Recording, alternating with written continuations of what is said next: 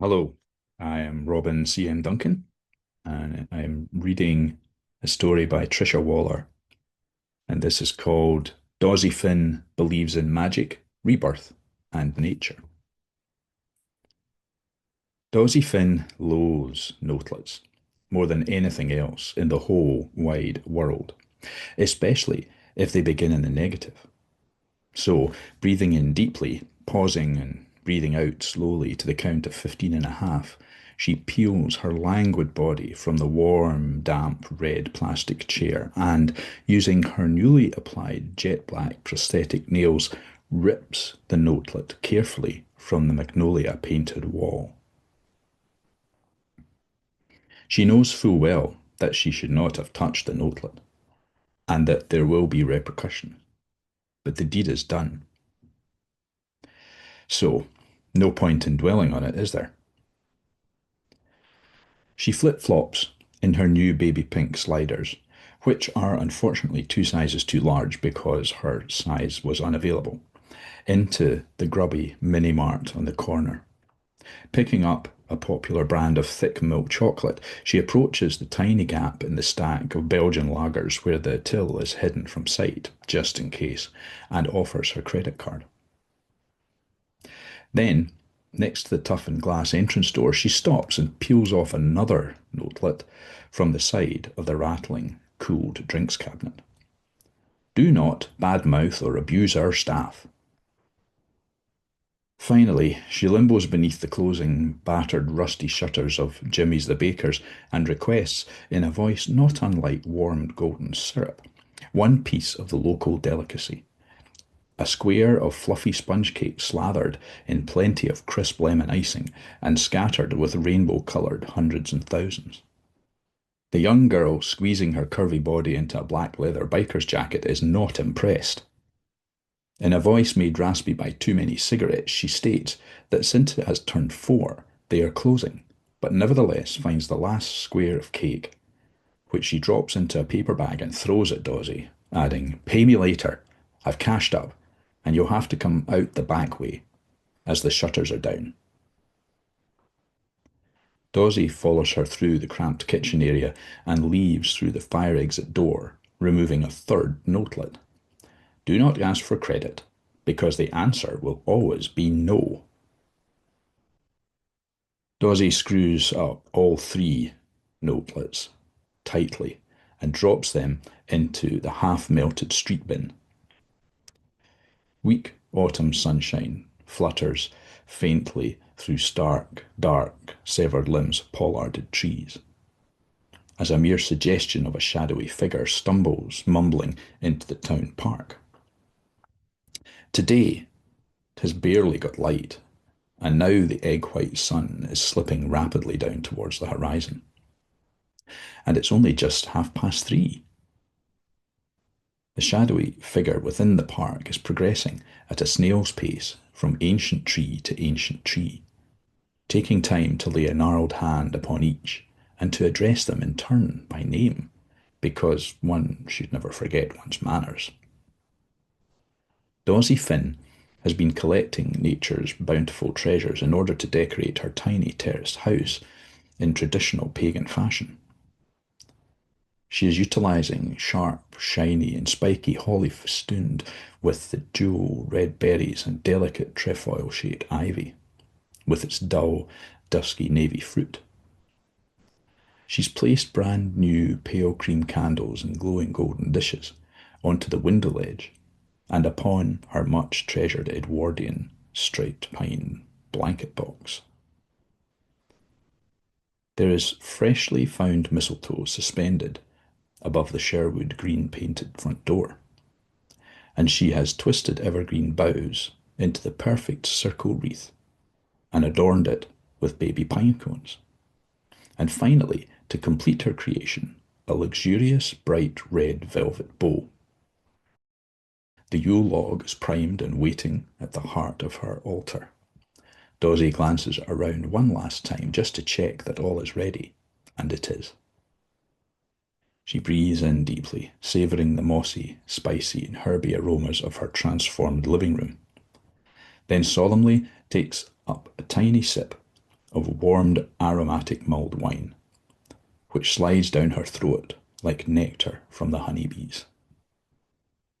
Dawsy Finn believes in magic, rebirth, and nature in all its myriad manifestations. So she is aware that the shadowy figure is on his way, making slow progress on what passes for legs. Once upon a time, Dawsy Finn was someone/something else. She existed elsewhere in a different form, but she committed a heinous sin, and so, as a consequence, she was banished here to this world. With no friends to speak of, she has meaningful conversations with the dead on a daily basis, but the dead cannot and will not assist her. Not now, after discovering her dark history. The candles cast a soft glow over the homely room, and she sits cross-legged in front of her Samain altar in meditation, waiting. He comes, as she always knew he would ever since she opened her rich blackberry eyes in the ruined chapel up on the high windswept hills where the glorious heather grows so profusely and the gulls squeal and squawk.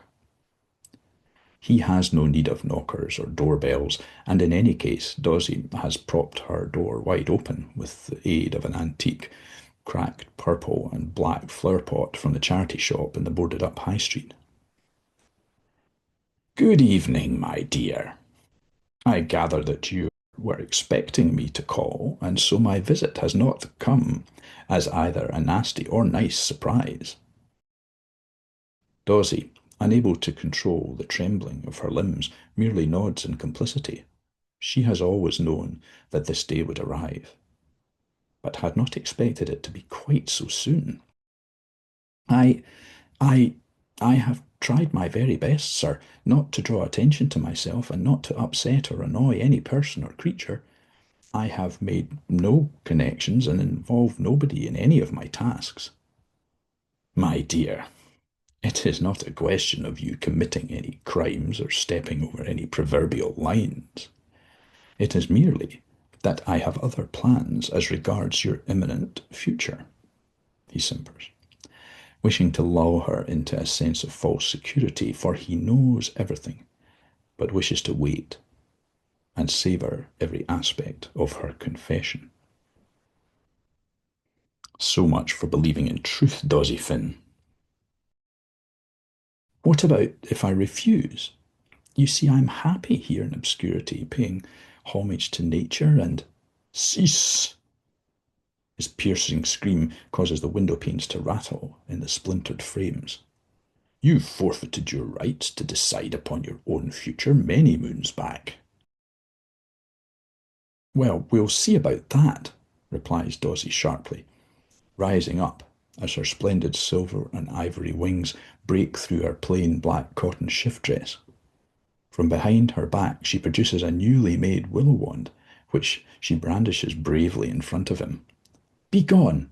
she chants. "Begone, evil one! Your work here is done." "Desist, fool!" he barks at her, and Dawsy floats gently down to earth, landing on her bottom, back where she started. "Dawsy Finn, if I may be permitted to use your familial name. As you well know, you have no rights, and therefore no power, no matter what you might wish. Yes, it was appropriate to banish you here after you fell." Dawsy swallows loudly, and her rich blackberry eyes fill with tears. "But circumstances have changed radically, and I do not wish for you to remain here. Nay, I cannot let you remain here under any circumstances. Do you understand, Dawsy Finn?"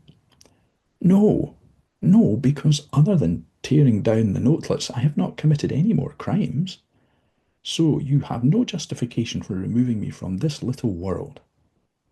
Tears began to trickle down her peachy cheeks. "Oh, please let me stay, sir. I promise not to sin ever again. Pinky promise, sir. Pretty please?" "Look, Dawsy, Call me what you will, fate, future, destiny, luck, providence, nemesis, death, devil, Mephistopheles, Satan, Lucifer, or Prince of Darkness. It is of little matter how I am addressed. But I have the ultimate last word, and I cannot let you remain here in this world, for you are a fallen angel, and I have knowledge that you have told untruths. And in fact, you have made a connection, a romantic connection, with a young male inhabitant of this world. And so much worse than this, he has fallen in love with you. Is that not correct?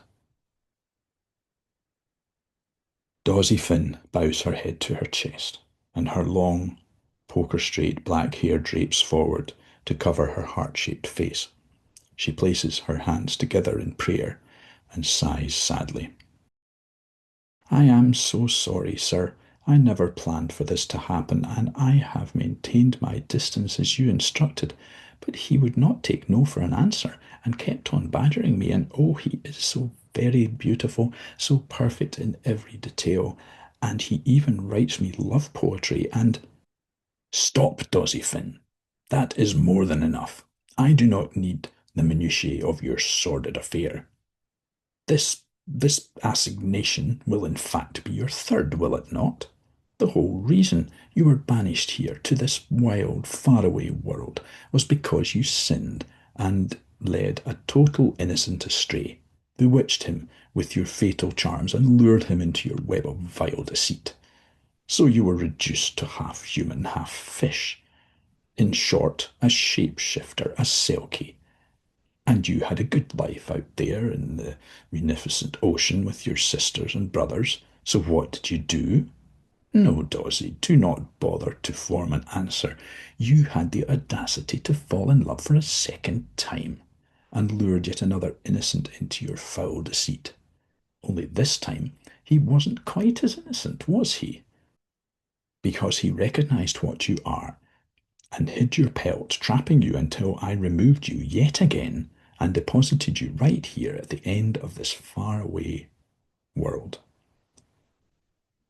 Dawsy Finn, angels are meant to be just that, pure, innocent, perfect creatures. What you did was heinous, and was the reason for your immediate banishment. I thought this had been explained to you. Yes, sir, it was, whispers Dawsy from beneath her curtain of silken hair. So why then, Dawsy Finn, have you committed exactly the same sin once again? He screeches, banging a bony fist hard against Dawsy's beloved blanket box, which makes her entire body shudder. I am so sorry, sir. What more can I say? Sorry does not cut it, Dawsy. I'm running out of suitable places to banish you to. Can there be anywhere worse than this run-down backwater of a city ghetto? He too sinks to the ground and slumps against the far wall, his breathing becoming laboured. Dawsy Finn peers from behind her thick, shiny hair. He really does not look at all well. Should she offer refreshment? He peers back across at her through saddened, rheumy eyes, what pass for eyes, and realizes how totally exhausted he is. He has not taken any sort of break for he cannot remember when. This cosy room lit by pale cream candles and glowing golden dishes with toxicating heady perfumes of the holly, ivy, and mistletoe are indeed very restful. And what passes for his eyes begin to close, and what passes for a head sinks to one side.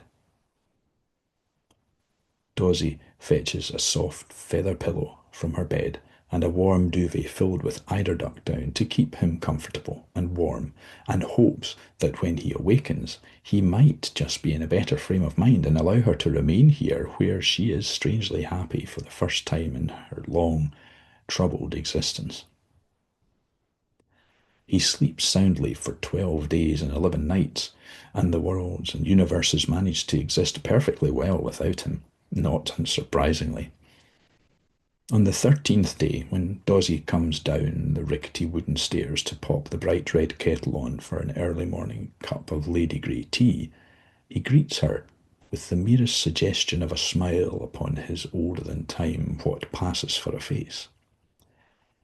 "Good morning, sir. May I inquire as to your health on this fine autumn morning?" "Do you know, Dawsy Finn, I feel wonderful, and thank you so much for asking. Tea, sir?" "No, I'll pass on refreshments, thank you, Dawsy. Much to do." "Sir, I don't want to hassle you, but may I inquire as to your plans for my future?" And Dawsy feels the tears welling up in her rich blackberry eyes. "Dawsy Finn, I cannot overlook your sins, but I also cannot overlook your compassion towards me in my hours of greatest need. And so I am prepared just this once, you understand, to forgive and forget. But Dawsy Finn, if I ever hear that you have ensnared another innocent, then—" "Oh, sir, thank you so much. You will not regret it. I will never let you down again." "This does not mean, Dawsy Finn, that you will be able to return to your former life. Not ever. You must rest assured of that. The banishment will remain. You must reside here, and more importantly, you must finish your love affair with the innocent, and you must never ever sin again. There will be no more forgiveness under any circumstances, and Dawsy, that includes never interfering with others' instructions. So you must not, under any circumstances, touch another notelet, no matter how much they annoy you. Am I understood?" Dawsy Finn nods her head up and down to convey her agreement. "I will never let you down again, sir. I promise." He stands easily, makes his way to the Sherwood Green painted front door, and is gone.